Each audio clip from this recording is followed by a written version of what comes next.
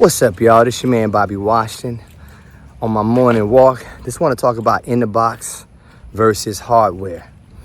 For a long time, I was strictly in the box, and I was very stubborn about it too. I was like, man, we done come a long way. Hardware sound great, but in the box sound good too. These plugins, they sound like the hardware. I was wrong. They get close, but there's a difference. How do I know? Well, I ended up getting some hardware gear this past 2 weeks, and I've been putting it to the test and doing A/B tests, and I'm gonna show those tests later on my channel. But I just want to go and just tell you what I've done and the results I've heard, and why I think that you should have at least 1 or 2 pieces of hardware gear. Don't get rid of it in the box. Definitely have that too, but make it hybrid. What I noticed, vocals, if you're a vocalist, singer, rapper, that's the primary instrument of the song. And when we got these beats that we get online from different people, or maybe we make our own beats through Reasons, or we use Splice, or maybe we use some kicks and snares from Crate Records, or maybe, IK Multimedia, whoever you use for your synthesizers and drums and music.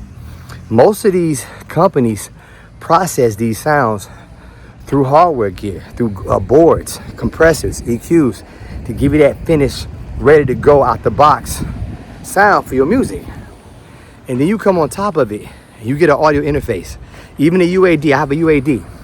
You just sing into that thing and think you're gonna match with that music.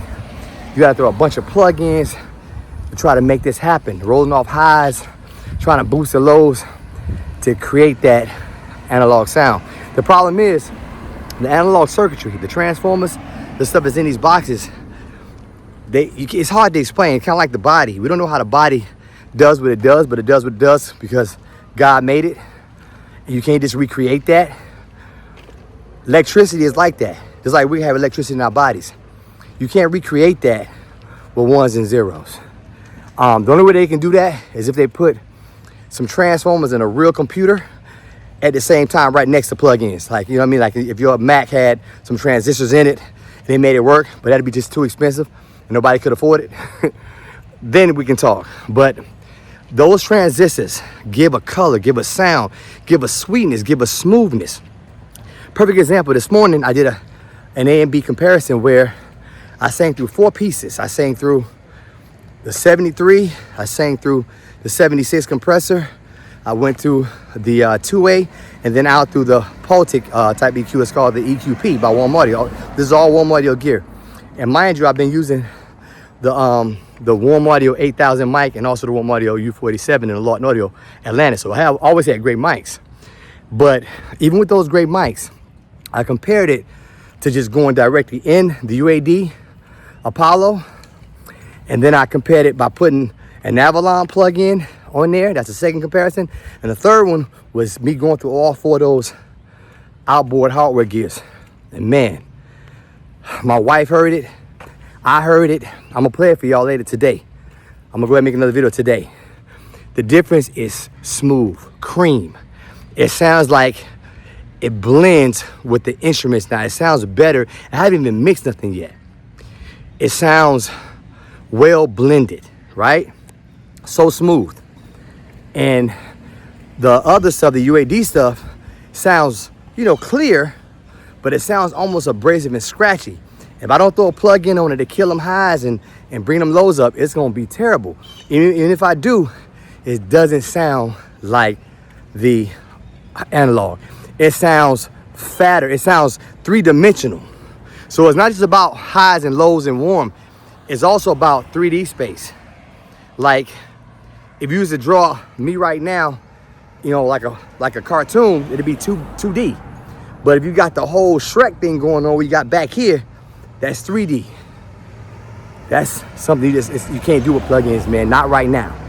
I'm not saying in the future they can't do it, but right now, I haven't seen it done. I've heard some great plugins, man. But I'm telling you, since I got the audio gear, because I was thinking I'm gonna just test it.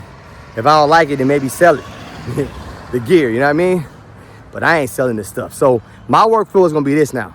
My chain are those 4 pieces for my vocals. Background vocals, everything going through this thing. I already do my beats inside the box, But most of these sounds, like I said, come from crate sounds. Drums come from records, snares, all that stuff. On my hi-hats come from records. Reasons, I use that.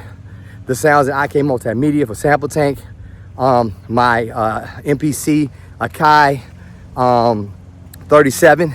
Those sounds sound like they've been put through a lot of processing, a lot of professional EQing, I'm sure, because they're selling quality product. And also my Roland 404 drum machine.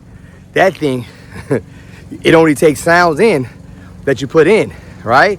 So if you're getting sounds from Splice, well, Splice, I'm sure they got high quality producers, engineers sending that stuff so they can get paid. You know what I mean? They ain't finna buy no junk.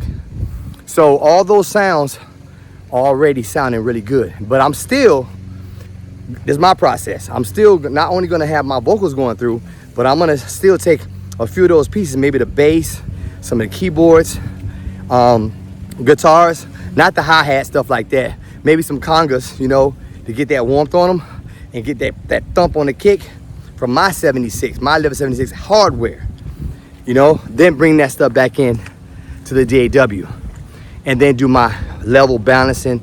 And if I need additional slight EQ to make them work together, I'll do that too. Now on my master bus and my mix bus is like when I group my drums to a mix bus, I'm gonna put the compressor very lightly to glue them together, a hardware compressor. I wanna print that back in to my DAW.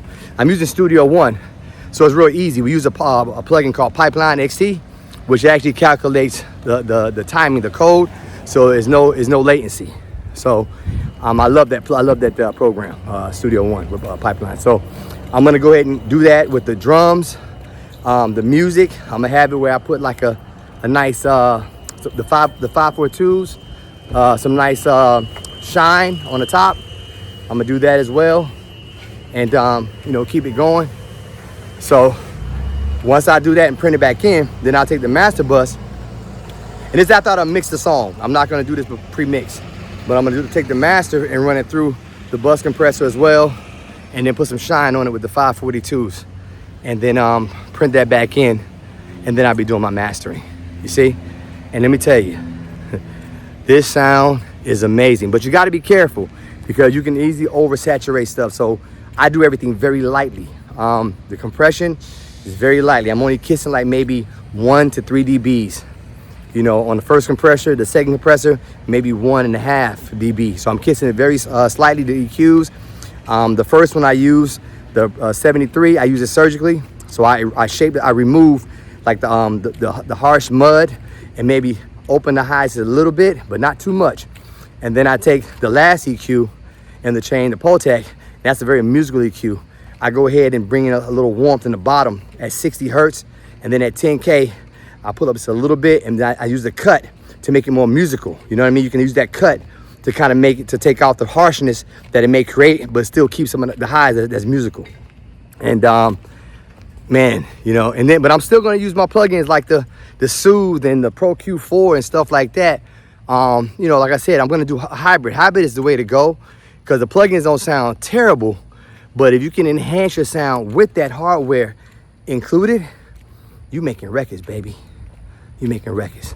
So this your man, Bobby Washington, man. Please comment, follow the channel. I'm gonna be showing you a whole lot of stuff with this hardware, and I think you guys are gonna love it, man. You know what I'm saying? Okay, peace and blessings, man. Subscribe and leave a comment. Peace.